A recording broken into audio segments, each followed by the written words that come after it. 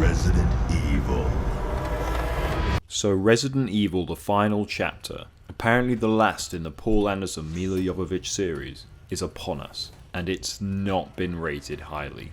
I've seen many describe it as the worst of the series, and sadly, it certainly has some of the worst action since Apocalypse. I mean, look at this. This is an officially released clip, and it is horrendous. What is this editing?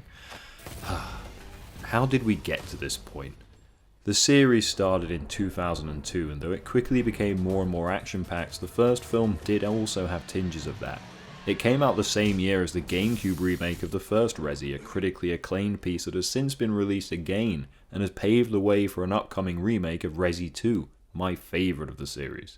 I actually made a prequel to Resident Evil 2 as a sort of fan film with Capcom's blessing a few years ago. It's not very good, but we at least tried to go for the darker, scarier sort of thing. In 2002, Capcom were still having success with the dark and scary Resi games, though they were looking to find something new. And making Resident Evil an action film was kind of a risk based on what had come before. Even before the first film released, fans were concerned. Sure, it looked to retain some of the atmosphere, and it sort of does, but Anderson had taken the reins from horror maestro and zombie godfather George A. Romero, who seemed perfect for the material. It didn't look then like a sure thing, and critically, afterwards, it just got worse and worse. Now the truth is, Romero's script was actually kind of a dud, and sort of shows why they moved away from the games when making the film. I was a big fan of the novelizations, with the first basically reading like a guide at times of how closely it followed the game. But Romero's script was like that too, and retained a bit too much of the cheesiness of the game. It's probably safe to say that it scared those in charge of the film enough that they needed someone to take over who seemed to know what they were doing with this sort of thing, a video game film. They turned, in what was at the time a smart move, to Paul W.S. Anderson, a guy who had grown up as a gamer and had experience turning a violent game into crowd-pleasing success. It might hurt to hear it, but the producers were smart with how they started the Resident Evil film franchise, and the first film, though obviously very flawed, works as a violent action horror flick. Romero's script sucked, and his one go at directing something Resident Evil related doesn't really instill confidence. Anderson did an okay job. The film made quite a lot of money, and Anderson then was given quite a lot of control. It became his and Milla's franchise, and with it becoming one of Sony's most dependable properties, they were happy to let them keep doing whatever they wanted with it. Anderson had done alright with the first film, but it quickly went off the rails, and the deepening story just got worse and worse. As this was happening, the games were finding themselves in a strange place too, with the success of the brilliant Resident Evil 4 ironically sending the game franchise into a quick-time event-filled, action-saturated downward spiral. The final chapter is arguably the worst of the film series, and that is saying a lot. So just what the hell can they do to make Resident Evil work again on the big screen? Shouldn't they just let it die? Well, I don't think so. Look at what's happened with the games. We had Operation Raccoon City, Resident Evil 6, fucking Umbrella Corps.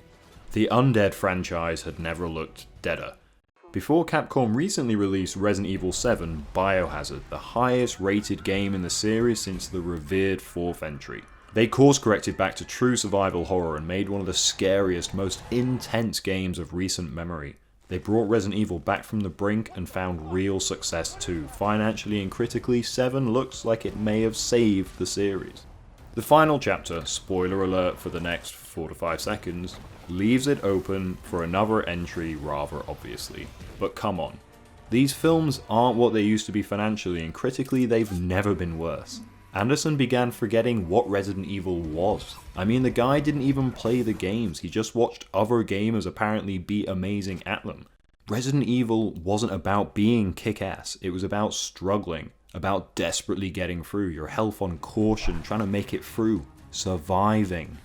Resident Evil took the game in a fresh direction, while still harkening back to what made the series so successful in the first place. It was a true survival horror. If there has to be another entry, which, spoiler alert again for the next couple of seconds, the open ending of the final chapter says, then come on Sony, breathe some new life into the shambling corpse that is the Resident Evil series. Resident Evil, the final chapter has come and gone. Take it away from Anderson, hand it to someone like Hush's Mike Flanagan or Don't Breathe's Fede Alvarez. The first film was a new, risky prospect, and it worked. So let's do that again, but do it differently. If you have to make it again, bring back the horror, the fear, the intensity. Let's move past the final chapter and find a new evil. Something less sprawling, something more contained, something more terrifying. Actually, I like the idea of Alvarez doing it, and his regular leading lady sort of reminds me of someone.